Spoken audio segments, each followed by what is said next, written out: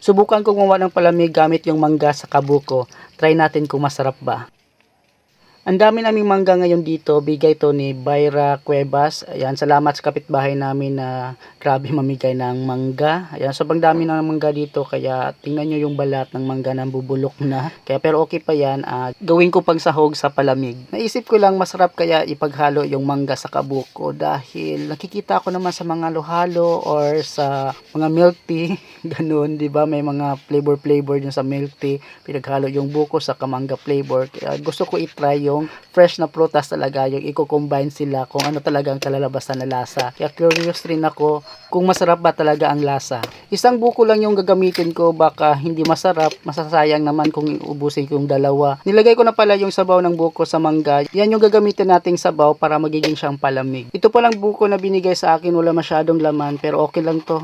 Ihalo na rin natin sa mangga. Dagdag flavor na rin to. Hindi lang yung sabaw ng buko, pati itong laman ng buko isasama ko. Sana masarap tong kalalabasan. Haluan ko lang siya ng pita or ibang biskwit, pwede dito. Haluan ko rin siya ng gatas, kahit ng klaseng gatas pwede dito. Tapos yung asukal at itong dinurog na yelo. Parang masarap rin ito lalagyan ng ibap na gatas. Pero wag mo na ngayon, baka pumalpak to, sayang naman. Sana masarap tong kalalabasan na ginawa kong palamig para hindi masayang yung mga sangkap na nilalagay ko. Pagkatapos yan, gagawa lang natin ng plating para may presentation yung ginawa nating palamig, para mukha siyang halo-halo daw.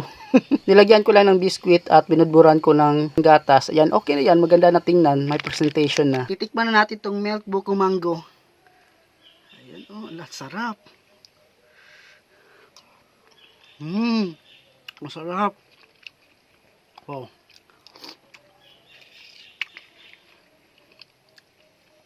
Ayan, oh.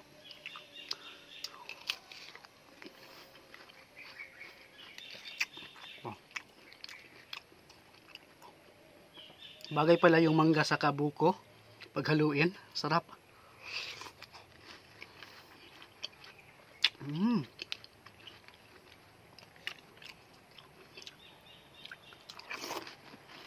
Wow.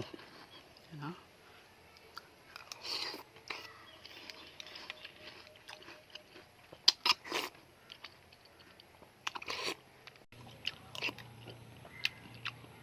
walang halong biro, sobrang sarap. Try nyo na. Sarap.